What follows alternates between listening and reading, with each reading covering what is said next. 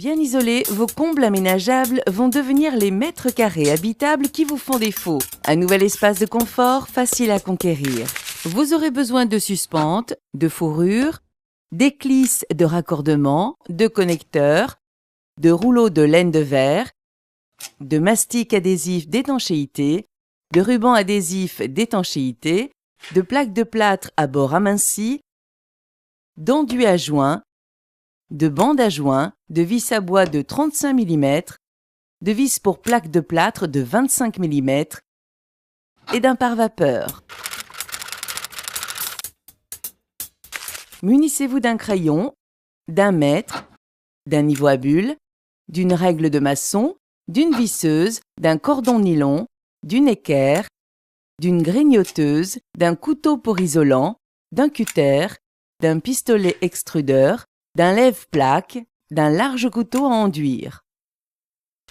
Pour manipuler l'isolant, portez des lunettes de protection, des gants, un masque et des vêtements à manches longues. Les suspentes se composent d'une tige, d'une rondelle et d'une clé. Elles se fixent sur les chevrons et existent en plusieurs longueurs pour s'adapter à l'épaisseur de votre isolant. Une première couche d'isolant s'insère entre chevrons, recouverte d'une deuxième épaisseur, embrochée sur les suspentes. Chaque rondelle permet de bloquer l'isolant avant de recevoir la membrane d'étanchéité, embrochée, puis verrouillée par la clé sur laquelle vient se clipser la fourrure. Reste enfin à visser les plaques de plâtre. Utilisez un morceau de fourrure correspondant à la hauteur du pied droit pour repérer le positionnement de la première suspente. Elle doit être bien perpendiculaire au chevron et sa pointe doit toucher le dessus du gabarit. Vissez-la avec deux vis à bois de 35 mm. Faites de même à l'autre bout du rampant. Fixez ensuite une suspente dans chaque coin. Pour l'alignement au cordeau, utilisez les encoches au bout de la tige et tendez le fil. L'écart recommandé pour fixer les suspentes intermédiaires est de 60 cm, mais vous pouvez les fixer tous les 40 ou 50 cm afin de les rapprocher. Fixez les suspentes d'extrémité et matérialisez les lignes de pose horizontales avec un cordeau. Vérifiez la position en affleurant un niveau à bulles sur le cordeau.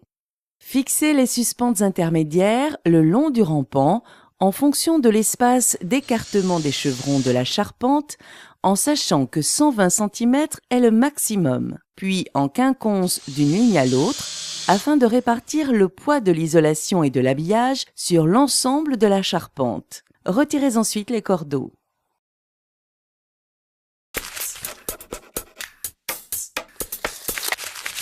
Si l'écran de toiture en place est du type HPV, haute perméabilité à la vapeur, l'isolant entre chevrons peut être posé à son contact.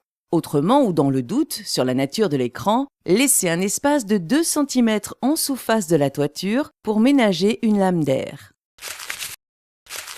Découpez les laies d'isolant dans la largeur du rouleau, à la mesure de l'écart entre chevrons, augmenté d'1 cm. Posez les laies entre chevrons en laissant affleurer la laine. Juxtaposez les laies de la travée jusqu'en bas, puis garnissez la travée suivante. Installez une deuxième épaisseur d'isolant en l'embrochant sur les suspentes. Une rondelle permet à chaque fois de maintenir l'isolant en place.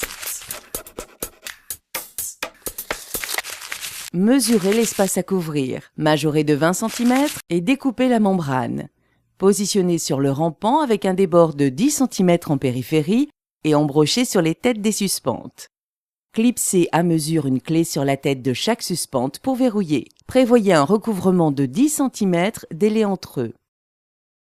Les liaisons entre deux laies sont pontées par une bande d'adhésif spécifique. Collez le long des raccords et lissez l'adhésif du plat de la main. À la jonction des pannes, mais aussi le long des parois adjacentes, déposez un cordon de mastic et rabattez la membrane sans attendre. Lissez du bout des doigts pour parfaire l'adhérence.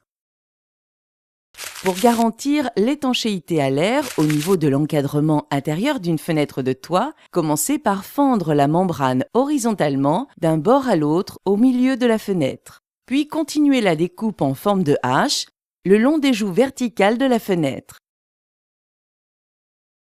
Déposez un cordon de mastic dans la goulotte du cadre, en haut et en bas, puis rabattez la membrane et lissez-la sur le cadre. Pour couvrir les joues verticales de la fenêtre, ajoutez de chaque côté un rectangle de membrane en prévoyant un débord de 20 cm. Raccordez à la membrane avec de l'adhésif, coupez les angles et collez à la goulotte du cadre. Finalisez l'étanchéité dans les angles avec de l'adhésif.